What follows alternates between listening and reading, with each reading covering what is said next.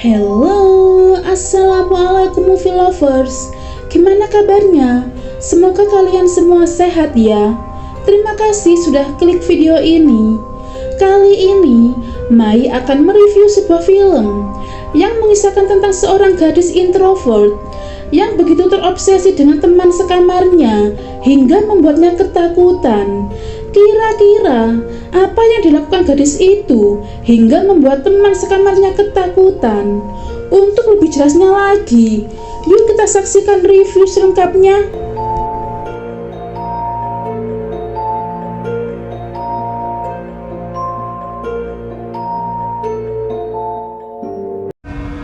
Hello? You're a bad influence on her.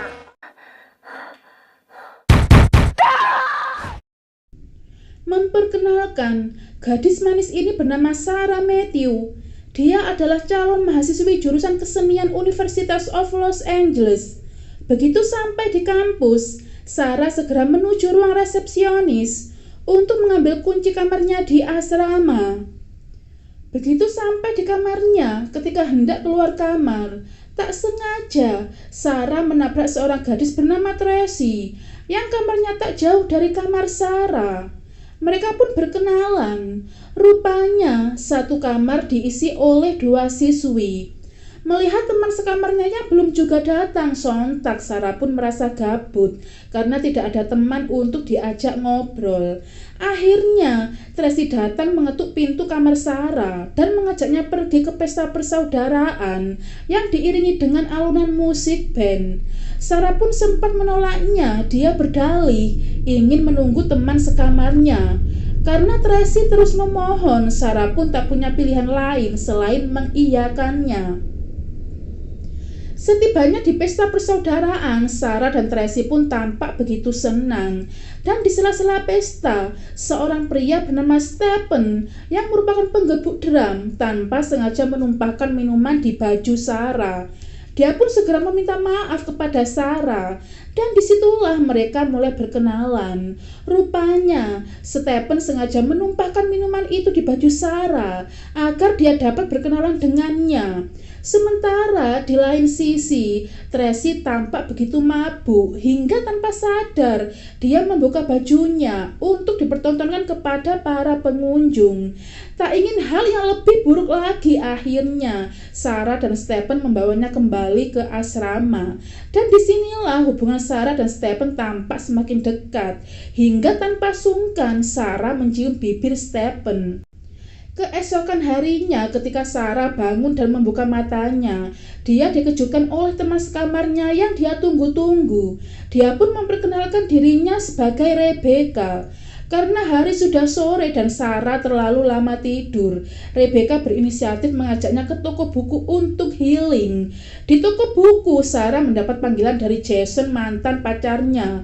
Rupanya, Sarah sengaja memutuskan hubungan dengan Jason karena Jason menolak kuliah bersamanya. Jason lebih memilih kuliah di Florida ketimbang dengannya di Los Angeles. Mendengar temannya yang dirundung kegalauan, sontak Rebecca pun berusaha menyemangatinya dengan mengatakan, seorang gadis harus tetap terus maju ke depan. Akhirnya, Sarah dan Rebecca mengawali harinya sebagai mahasiswi. Mereka pun datang bersamaan. Sebelum pelajaran dimulai, mereka sempat bertemu dengan Tracy dan Kim. Sarah memperkenalkan Rebecca kepada Tracy, namun sepertinya Rebecca memperlihatkan reaksi yang sangat dingin. Dan pada malam harinya ketika di asrama, tampak Sarah yang memperlihatkan temannya yang bernama Irene di laptop miliknya. Dari raut wajahnya, Sarah terlihat begitu mengagumi temannya Irene. Rebecca yang melihatnya pun tampak acuh, ditambah lagi dengan kedatangan Tracy yang tiba-tiba mengajak mereka berdua pergi ke clubbing. Tambah acuhlah wajah Rebecca. Rebecca yang merupakan gadis introvert pun dengan tegas menolaknya dan lebih memilih kembali ke ranjangnya untuk mendengarkan musik. Waktu terus berjalan di mana Sarah dan Rebecca tampak begitu akrab. Tak jarang keduanya sering pergi bersama. Dan sewaktu mereka jalan bersama, Sarah memperlihatkan tato di dadanya yang bertuliskan Emily. di mana Emily adalah kakak kandungnya yang sudah tiada ketika Emily berusia 9 tahun. Rebecca yang mendengarnya pun semakin simpatik kepada Sarah. Dan di malam harinya, seusai berjogging, Sarah membawa pulang seekor anak kucing yang dia temukan di pinggir jalan. Dan kucing itu pun diperlihatkan kepada Rebecca. Mengingat asrama kampus melarang siswinya untuk membawa binatang peliharaan, sontak Sarah pun berinisiatif mengasuhnya diam-diam di kamar. Dengan senang hati, Rebecca pun menyetujuinya. Sarah tampak begitu bahagia. Namun seketika itu raut wajah Sarah berubah ketika mendapati kalung milik mendiang kakaknya dipakai Rebecca. Dia pun menegaskan, "Kau bisa memakai apapun milikku kecuali ini. Ini satu-satunya benda yang kudapat dari dia." Menyadari kesalahannya, Rebecca pun segera minta maaf. I'm sorry. In a good way. Di lain waktu, ketika Tracy hendak keluar kamar untuk mengambil air minum, dia pun dikejutkan oleh keberadaan Rebecca yang selonjoran di depan kamarnya. Setelah itu, Rebecca menatap Tracy dalam-dalam, seolah-olah dia akan menghabisinya. Setelah puas, dia pun pergi berlalu begitu saja. Keesokan harinya, Tracy pun mengadukan hal itu kepada Sarah. Tracy berpendapat bahwa ada yang salah dengan teman sekamarmu. Sarah yang mendengarnya pun menanggapinya dengan santai. Di saat Tracy puas mengadu ke Sarah, dia pun kembali mendapatkan intimidasi dari Rebecca. Cerita beralih di kamar asrama Tracy, di mana Tracy yang lagi asyik mandi tiba-tiba dikejutkan oleh listrik yang tiba-tiba padam. Dia pun keluar untuk mengeceknya karena dia merasa ada orang lain selain dia di kamar mandi. Merasa dipermainkan, sontak Tracy pun marah dengan mengatakan, "Aku tahu itu kau, dasar jalang." Seketika itu, sosok berhoodie hitam menyerangnya dengan brutal. Dia sempat mengatakan sesuatu. "Aku berpikir kau adalah sampah jalang kecil yang suka berpesta, dan kau pengaruh buruk untuk dia." Seketika itu, sosok yang ternyata adalah Rebecca dengan teganya mencopot paksa bros yang ada di perut Tracy hingga dia pun menjerit kesakitan. Pasca insiden tersebut, Tracy memutuskan pindah asrama dan Sarah yang mendengarnya pun tampak keheranan, ditambah lagi dengan sikap Tracy yang seolah-olah menghindarinya. Di saat yang bersamaan, Rebecca pun tiba menghampiri keduanya. Di malam berikutnya, Sarah tengah berkunjung ke apartemen milik Irene setelah cukup begitu lama mereka tidak bertemu. Karena pekerjaan Irene yang tidak memungkinkannya untuk diam di rumah, alhasil dia meminta Sarah untuk tinggal di rumahnya, sekalian agar dia bisa leluasa memelihara kucingnya. Mendengar penawaran yang cukup menggiurkan itu pun sontak Sarah langsung menyetujuinya. Begitu sampai di kamar asramanya, dia pun langsung mengutarakan niatnya kepada Rebecca untuk pindah tempat meskipun Sarah tidak mengatakannya secara langsung. Sarah pun berusaha membujuk Rebecca agar mau mengerti. Sarah mengungkapkan bahwa Rebecca dapat menggunakan seluruh kamarnya dengan leluasa. Lagi pula dengan pindah di rumah Irene, dia dapat mengasuh kucingnya. Dan seketika itu, diam-diam tanpa sepengetahuan Sarah, Rebecca memasukkan kucing milik Sarah ke dalam mesin cuci untuk digiling. Karena dia merasa karena kucing itulah Sarah berpikir untuk pindah kamar. Cerita beralih di kampus ketika jam pelajaran kesenian telah usai. Profesor Jonathan meminta Sarah untuk menemuinya di kantor dan Sarah pun mengiyakannya. Mereka pun tampak serius berbicara tentang kesenian. Namun di luar dugaan, tiba-tiba Jonathan menciumnya. Menyadari profesornya telah berkeluarga, sontak Sarah pun langsung pergi begitu saja. Merasa dilecehkan, akhirnya Sarah mengadu ke Rebecca. Rebecca pun tampak terkejut dan mengatakan, "Apa yang bisa aku lakukan?" Seketika itu, diam-diam Rebecca menemui Profesor Jonathan di kantornya. Dia pun berusaha menggoda Jonathan, dan Jonathan yang mesum pun termakan oleh rayuannya, hingga tanpa Jonathan sadari, diam-diam Rebecca telah merekam pembicaraan mesum Profesor Jonathan.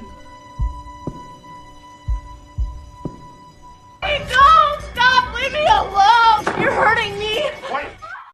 Dan keesokan harinya, ketika pelajaran kesenian akan dimulai, tiba-tiba dosen baru muncul mengajar mereka untuk menggantikan Profesor Jonathan. Rumornya, Profesor Jonathan telah dikeluarkan dari kampus karena berusaha memperkosa mahasiswinya. Entah apa yang ada dalam pikiran Rebecca, dengan sengaja dia memukul-mukul wajahnya hingga memar. Tak hanya wajah, tampak di sekujur tubuhnya penuh luka memar.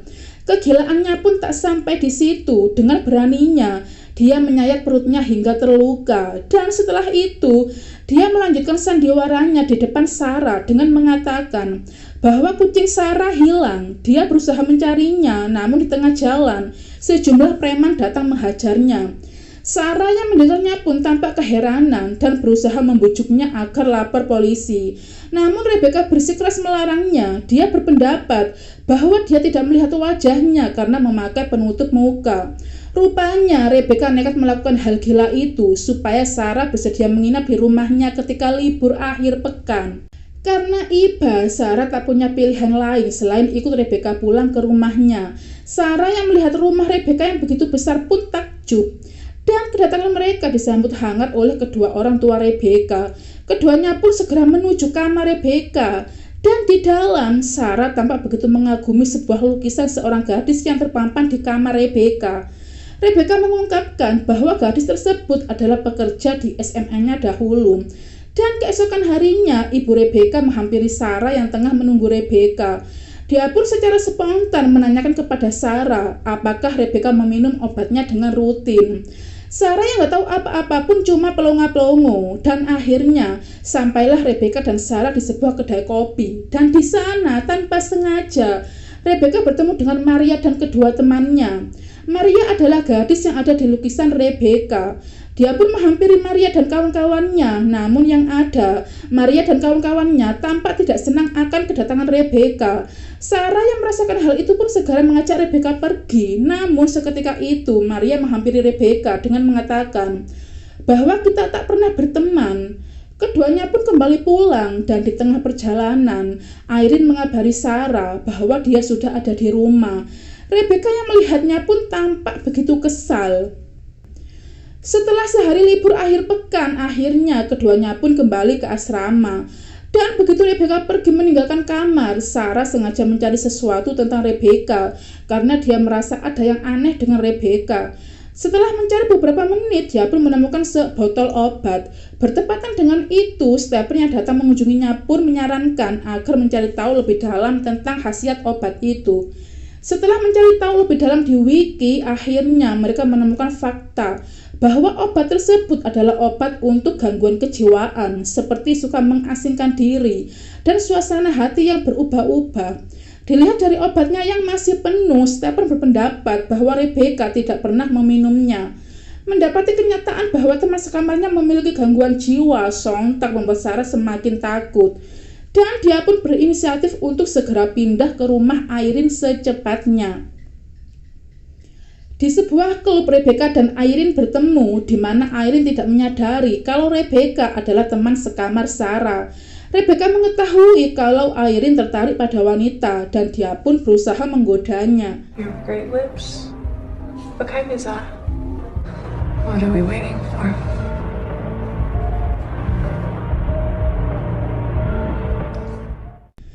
Keesokan harinya, Rebecca sengaja mengajak Sarah untuk menemaninya pergi ke salon tato. Entah apa yang ada di pikiran Rebecca, dia pun mentato dadanya dengan tulisan Emily, tato yang sama dengan milik Sarah. Dengan polosnya, Rebecca meminta Sarah untuk menganggapnya sebagai kakaknya sendiri, dan kalau perlu dia bisa memanggilnya Emily. Rupanya Rebecca ingin menjadi Emily. Sadar bahwa tidak ada seorang pun yang dapat menggantikan mendiang kakaknya, Sarah pun kecewa dan lebih memilih kabur meninggalkan Rebecca. Merasa ketakutan, akhirnya Sarah memutuskan untuk pindah kamar dengan mengemas semua barang pribadinya dengan bantuan Stephen. Stephen yang menyadari akan keberadaan kalung milik Sarah yang hilang meminta Sarah untuk menanyakannya langsung kepada Rebecca. Namun Sarah bersikeras menolaknya dan mengikhlaskan kalungnya. Dia hanya ingin cepat-cepat pindah dari situ. Namun Stephen tidak tinggal diam. Dia memutuskan untuk menanyakannya langsung kepada Rebecca. Apakah Rebecca mengetahui kalung milik Sarah? Dia pun menggelengkan kepala. Tak hanya itu, dia juga memotret Stephen tanpa izin. Merasa risih, Stephen pun memutuskan untuk pergi. Beberapa saat kemudian, pasca Sarah dan Stephen pergi dari asrama kampus, Jason, mantan pacar Sarah, tiba-tiba datang menemui Sarah. Dia pun segera menuju kamar Sarah, di dalamnya hanya terdapat Rebecca. Dia pun terus memanggil-manggil Sarah. Karena tak ada jawaban, dia pun menyelipkan sepucuk surat yang mengatakan bahwa Jason menunggunya di Hotel Roswell, kamar 210. Dan pesan itu pun dibaca Rebecca. Dan malam itu juga Rebecca tiba di hotel, kemudian mencuri kunci kamar milik Jason yang tergantung di rak cleaning service karena kamarnya baru saja dibersihkan. Dia pun diam-diam masuk ke kamar Jason. Melihat tato Emily di dadanya, sontak Jason pun mengira bahwa wanita yang di atas tubuhnya adalah Sarah, mantan pacarnya. Dan seketika itu, tanpa omon-omon, Rebecca langsung melenyapkannya. Ketika Sarah mendapat pesan telepon dari Irene yang mengatakan dia membutuhkannya datang sesegera mungkin, Sarah pun juga segera meninggalkan pesan suara ke ponsel Stephen dengan mengatakan kalau dia akan ke tempat Irene. Ketika tiba, Sarah menemukan Irene telah disandra oleh Rebecca dengan menodongkan sebuah pistol. Dia mengungkapkan kepada Sarah bahwa dia hanya ingin menjadi teman spesial Sarah. Sarah pun mengiyakannya dengan mengatakan, "Aku temanmu." Seketika itu, Rebecca berteriak histeris dengan mengatakan, "Kau tidak menganggapku teman. Aku telah menyingkirkan mereka semua. Mulai dari si jalang Tracy, Profesor Jonathan yang melecehkannya, dan Jason mantan pacarnya yang terus mengganggunya. Begitu juga dengan kucing milik Sarah." Rebecca mengatakan bahwa dia melenyapkan mereka semua hanya karena dia ingin melindungi Sarah. Dan setelah apa yang dilakukan, Sarah malah mengkhianatinya dan meninggalkannya. Dengan bibir gemetar, Sarah pun memohon ampun dan menegaskan kembali bahwa dia adalah teman Rebecca. Rebecca pun mengampuninya, namun ia masih ingin membunuh Irene karena menganggap Irene berusaha merebut Sarah darinya. Tak ingin Irene mati, Sarah pun segera menyerang Rebecca dan Rebecca pun berhasil menghempaskan Sarah. Rebecca hampir saja menembak Irene. Beruntung Stephen datang tepat waktu untuk membantu menghentikan Rebecca saat berusaha menembak Irene. Namun dalam perkelahian yang sedang berlangsung, Rebecca memukul Stephen hingga tak sadarkan diri. Dan Sarah dibiarkan menggantung keluar di jendela di atas ketinggian. Meskipun Rebecca menyelamatkannya, Sarah tetap meraih pistol dan berusaha untuk menembak Rebecca. Namun pistol tidak ada pelurunya. Rebecca menjadi marah karena ternyata orang yang dianggapnya temannya akan menembaknya. Dia pun menyerang Sarah dalam kegilaan dan mencoba untuk mencekiknya. Sarah kemudian meraih box cutter dan menusuk Rebecca dari belakang dan membunuhnya. Sarah kemudian mengambil kalung milik kakaknya yang ada di leher Rebecca.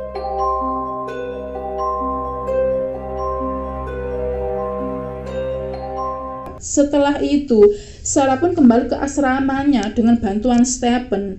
Dia mengeluarkan tempat tidur tambahan yang sebelumnya dipakai Rebecca keluar dari kamarnya. Dia menyatakan kepada Stephen bahwa ia tidak ingin teman sekamar untuk sementara waktu. Dan cerita pun selesai.